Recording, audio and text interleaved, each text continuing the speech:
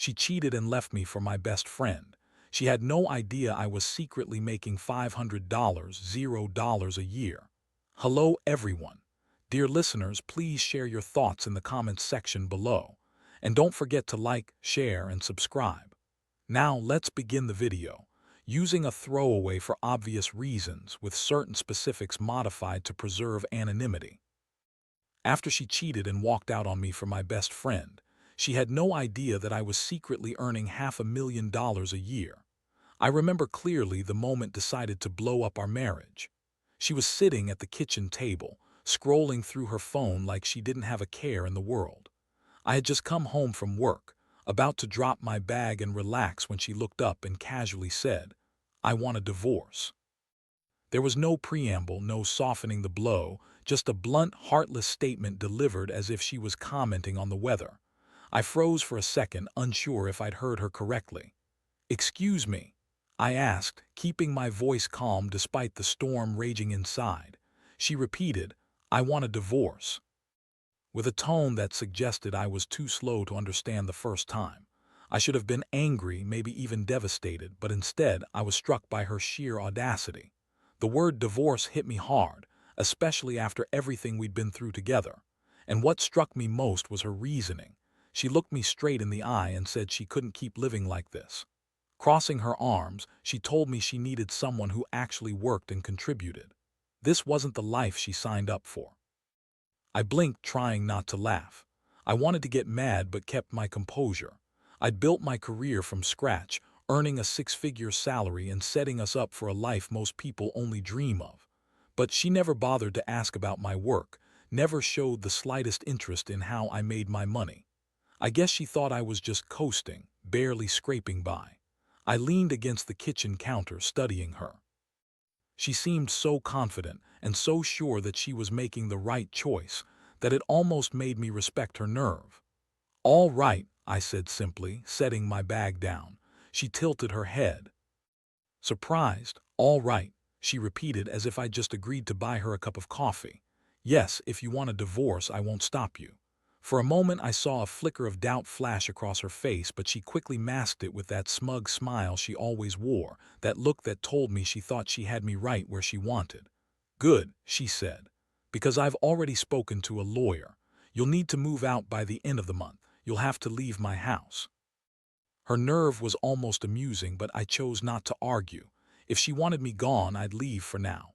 "Fair enough," I said, turning to head upstairs. I could feel her eyes on me, probably waiting for me to explode or plead, but I gave her nothing. In our bedroom, I sat on the edge of the bed and let it all sink in. This wasn't about divorce, it was about power. Wanted to control everything, to paint me as the failure in our marriage. Maybe she thought she could guilt me into fighting for her or begging her to stay. But she didn't know me that well. The days that followed became in passive-aggressive tactics. Suddenly had plenty to say about everything, from how I folded the laundry to how I spent my evenings. She criticized my hobbies, habits, even how I brewed coffee. It was like she was trying to justify her decision by turning me into the villain. Then there was my so-called best friend. At first, her constant mention of his name said this, or suggested that didn't seem like much. But soon it was obvious he was more than just a friend in her eyes. I didn't confront her. I wasn't ready to show my hand. Instead, I let her think she was in control, that I was just a clueless, passive husband who couldn't see what was happening right under his nose. One evening, as I packed a suitcase with a few essentials, leaned against the doorframe, arms crossed with that smirk again. "So, have you figured out where you're going to stay?" she asked with that condescending tone. I zipped up the bag and turned around. "Don't worry about me, I'll be just fine," she huffed, clearly annoyed by my calmness. "Good, because and I are planning a dinner party here next weekend. It would be awkward if you were still hanging around, especially with my best friend. You know, in my house." The audacity was almost admirable. "Don't worry," I said, shouldering the bag. "I'll be gone long before then." As I passed her, I caught a glimpse of her smug smile, thinking she'd won. But what she didn't realize was that she just handed me the match to light the fuse. If she wanted to burn everything down, I'd let her. Then I'd watch the flames consume her, and sometimes the best revenge isn't shouting or fighting, it's silence. patience. Letting the other person dig their own grave while you quietly prepare to bury them. And believe me, I was just getting started. Betrayal is a sneaky thing. No fanfare or fireworks, just quiet gestures and casual conversations. But one day, everything you thought was solid begins to crack. Her request for divorce was the first sign. What followed was the slow crumble of everything I thought I knew about her, and yes, my so-called best friend. I should have seen it coming, but hindsight's a cruel thing. At first it was subtle, would start mentioning more often, said this, recommended that. She'd say it casually over dinner and I'd nod, not thinking much of it. After all, he was close to both of us. But gradually his name slipped into our conversations more frequently, with a warmth that twisted my stomach. The first real red flag appeared one Saturday afternoon. Came back from lunch with her cheeks flushed and her laughter ringing out louder than I'd heard in years. Curious, I asked what was so funny, and she waved me off dismissively with, "Oh, it's just something said, you wouldn't get it." I realized then, though I didn't want to admit it, that I'd been on the outside of our relationship for a while now. She had started sending sly texts, quickly locking her phone afterward. She dressed up more whenever she had plans with. All those excuses about being just friends or overthinking that word I hated were just her way of shifting blame. I didn't confront her. No point in fighting when she'd already made up her mind. But the real blow came when showed up unannounced at my house. I was in the middle of packing when the doorbell rang. I opened it and there he was, that confident grin on his face. He strolled in without waiting for an invite. "My man," he said like we were still best friends. "How's it going?" All I could do was stare at him, trying to keep my composure. "What do you want?" I asked, voice even. He leaned against the wall, all casual with that trademark charm. "Just checking in. Told me you were moving out, so I thought I'd see if you needed any help." Help from the guy actively moving into my life. The audacity was almost impressive. "I got it handled," I replied curtly, turning back to my packing. But he lingered and I saw the wheels turning in his mind. He wasn't just here to check in. He was here to rub it in, to stake his claim. "Look," he said, voice taking on a tone he probably thought was sincere. "I know this is tough for you, but things happen. Life's unpredictable." I stepped closer, forcing him to look me in the eye. "Yeah, sometimes things come back to bite you." For the first time he hesitated, that confident smirk wavering. I didn't wait for him to recover. I just turned back to my suitcase, dismissing him entirely. He awkwardly retreated toward the door. "You've always been a cool guy," he said somewhat sheepishly. "No hard feelings, right?" I kept silent. Silence, especially when someone's desperate for a reaction, is powerful. He left without another word, and as his car disappeared down the street, I exhaled a breath I hadn't realized I'd been holding. That night, lying in the bed that was soon to belong to someone else, I replayed the past few months, the missed signals, the lies, the betrayal. I could have been angry, confronted them both, demanded answers. But what good would that do? They'd already written me off as irrelevant, a footnote in their story. What they didn't see was that I wasn't as clueless as they thought. I'd been paying close attention, taking mental notes, planning my next move. If and thought they could just walk away into their new life without consequences, they were dead wrong. Betrayal tends to hide in the shadows until it's ready to strike. And when it does, it's brutal, so I let them burn their bridges. I didn't need to blow things up. I simply waited, silent, patient, watching as their perfect little world disintegrated. Because sometimes you don't need shouting or fighting. Patience is the best revenge. Giving them enough rope to hang themselves while you stay quiet and watch the destruction unfold. And I wasn't finished. Not even close. Because betrayal isn't a one-time thing. It's a slow, insidious process. It starts small, casual remarks, innocent gestures, until one day the foundation crumbles and all that's left is rubble. They thought they could just walk away with everything, with her status and glittering new life, and with his charm and bravado. But what they didn't realize was that they were sitting on a house of cards, and I'd been waiting for it to collapse. The first sign was from a mutual friend who always seemed to have her ear to the ground. One afternoon she called me, voice buzzing with gossip. "You won't believe this," she started, almost giggling. "What now?" I asked, already amused.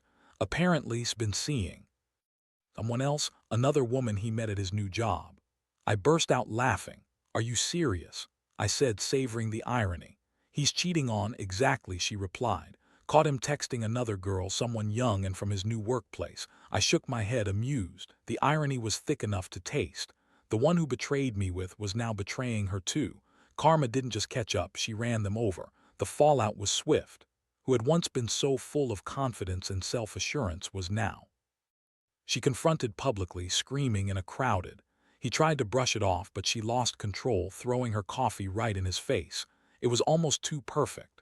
The woman he'd been texting wasn't just some fling. She was someone he met at his new job, young, fun, and completely uninterested in settling down. Brain, the impulsive idiot, thought he was risking everything for her. Of course, didn't take it quietly. She demanded answers and wanted to fix what he'd broken. But he doubled down, blaming her for their mounting financial problems and arguing that she was too demanding. Their fights became town gossip, shouting matches echoing through their rented house, neighbors whispering about their chaos.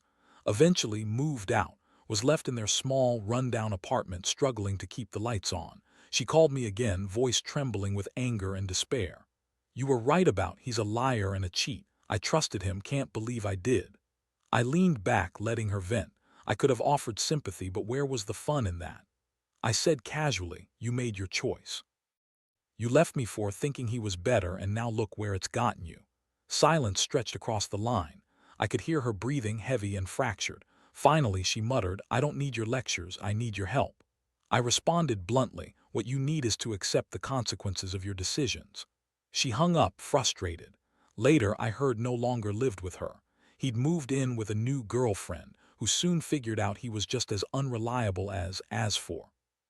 She was left trying to piece her life back together. No job, no savings, and no trusted friends. Her dream house gone. One day I ran into her at the grocery store. She looked exhausted, her usual polished look replaced by a tired, defeated woman. She saw me and froze. She whispered shaky. I kept my tone neutral. She opened her mouth, but no words came out. The confident woman who had demanded a divorce now looked broken. I said, I hope you're doing okay. She nodded quickly, eyes darting away. You too, she mumbled, pushing her cart down the aisle. Watching her walk away, I felt a strange mix of satisfaction and pity. She made her choices and they'd led her here. No words needed. Life had already taken care of the rest. As I walked out of the store that day, it hit me. Sometimes karma doesn't need a push. It just needs time. And I had plenty of that. It wasn't long before everything came crashing down for him. They couldn't handle the fallout. When their illusions crumbled, they lashed out, looking for someone to blame. One morning, my phone lit up with an unknown number. For a moment, I thought about ignoring it, but curiosity got the better of me. I answered calmly. Her voice was tense, almost cracking. We need to talk. I leaned back. About what? I asked, unbothered. She hesitated. There is no we anymore. That ended when you filed for divorce. What's this really about? She paused again, voice low. We're struggling. Things haven't been easy. Help with what? I pressed, feigning ignorance. She tried to sound humble. Just a small loan to get us back on our feet. I laughed. You left me because you thought I was a failure. You said I didn't work hard enough, make enough money, and now you want me to fix your mess. Her tone sharpened. You don't understand, and I are just having a rough patch. I'm sure you are. I cut her off. You traded me for someone you thought was better, and now you're coming back expecting me to clean up after you. Not a chance. She started protesting, but I didn't listen. You wanted to be free. Of me, of my lack of ambition. Well, enjoy that freedom. I have no interest in being your safety net. I hung up before she could respond. That wasn't the end. A week later and were evicted. Landlord's orders, they'd fallen behind on rent for months. They moved into a tiny, dilapidated apartment on the outskirts of town. A mutual friend called me, chuckling. You should see it. It's barely holding it together and looks 10 years older. I didn't gloat. I didn't need to. Their downfall wasn't about me. It was about the choices they made. Had traded stability for a fantasy and paid the price. One more time I saw the signs of their decline. Another mutual friend told me was caught texting a woman from his new job. Confronted him publicly, screaming and throwing her coffee. He tried to brush it off, but she lost it. Their house of cards had collapsed. His new girlfriend was young, carefree, and uninterested in settling down. He'd convinced himself she was worth risking everything. Of course, didn't take it quietly. She demanded space, answers, and blamed for their mess. But only argued and blamed her right back. Gossip spread, late night shouting matches, tears in the middle of rooms. Eventually moved out, leaving in a small, unpaid-rent apartment.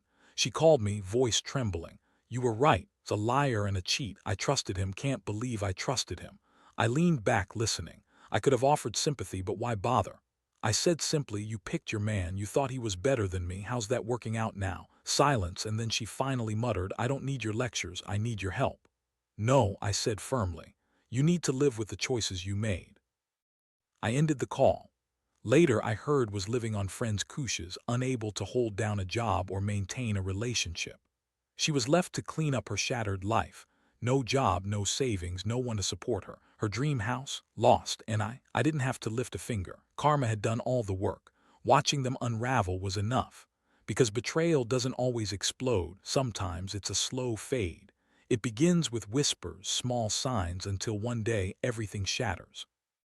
And thought they could just walk away, but their foundation was cracking. And I stayed silent, watching from a distance as their carefully built illusion crumbled. Some old friends kept me updated. One day she called, giggling. "You won't believe this. Seeing someone else, some new girl he met at work." I laughed out loud. "Are you serious?" I said, savoring the irony. "He's cheating on now, exactly. Caught him texting a younger woman." Karma was racing ahead. The fallout was swift. Confronted publicly, shouting in a cafe, throwing coffee, furious that he'd betrayed her. And the woman, she wasn't just some fling, she was someone from his new job, young and carefree. And the idiot thought she was worth risking everything. Demanded answers, blamed her, argued back. Their fights became town gossip, shouting matches at all hours. Eventually moved out, leaving alone in a crumbling apartment. She called me one night, furious and crying. "You were right. I trusted him, and now look at us." I let her vent. I said, "You chose your path. You wanted out, and now you're paying the price." She didn't say anything. After a pause, she muttered, "I need your help." "No." I replied, "You made your choices. You're living with them now." I hung up. That was the last I heard of her moving forward. He was bouncing around, unable to hold a job, still trying to fix a life she broke herself. Karma had already settled everything, quiet, certain, and complete. The most telling part, I ran into her unexpectedly in the grocery store. She looked exhausted, her usual polished look gone, replaced by someone defeated. She saw me and froze. She whispered, shaky. I kept my tone neutral. She hesitated, then looked down, defeated. The woman who once demanded a divorce and flaunted her affair was gone. I said, "I hope you're doing okay." She nodded quickly, avoiding eye contact. "You too," she mumbled, pushing her cart forward. Watching her walk away, I felt a strange mix of satisfaction and pity. She made her choices, and now she was trapped in her own mess. That day it became clear, sometimes karma doesn't need a push. It just needs patience. And I had plenty of both. Before long, everything for and collapsed, financially, emotionally, completely. They had even tried to keep up appearances, posting pictures, pretending everything was perfect, but cracks showed. Dinners grew less frequent, vacations vanished, and their smiles looked forced. Gossip intensified. His once glamorous appearance faded, cheaper clothes, bad hair days, and recycled outfits from his past. Their house was no longer rented, they'd been evicted. A friend called to tell me about it, laughing. They're behind on rent, 3 months behind. The landlord's tossing them out. Poetry, really. His fight to take that house in the divorce finally backfired. Her illusions crumbled and her financial stability vanished. Career, over. No more fancy suits, no more show. The woman he'd been texting, turns out she was just a distraction, another casualty of their unraveling. One night I saw her at the grocery and she looked broken. She saw me, froze. She whispered, voice trembling. I kept my tone even. I responded. She opened her mouth, maybe to speak, but no words came. You could see the defeat in her eyes. The confident woman who'd once demanded a divorce was gone. I said, "I hope you're holding up." She nodded, hurried away. Watching her, I felt a strange mix of satisfaction and pity. She made her bed, she was living. In it, no words, no wrath needed. Life had already done the work, and me, I walked out knowing I didn't need to do anything else. Karma was busy fulfilling its role. Sometimes the most effective revenge is simply moving on and thriving. While they'd torn their lives apart with betrayal, I was rebuilding mine, stronger, richer, and more at peace than ever. They thought they could escape by betraying me. They thought their illusion of success was unbreakable. But the cracks appeared and their house of cards collapsed, slowly, inevitably, beautifully. All I had to do was watch. Because in the end, the ones who betrayed me did the damage, while I kept winning quietly, confidently, free of all their lies.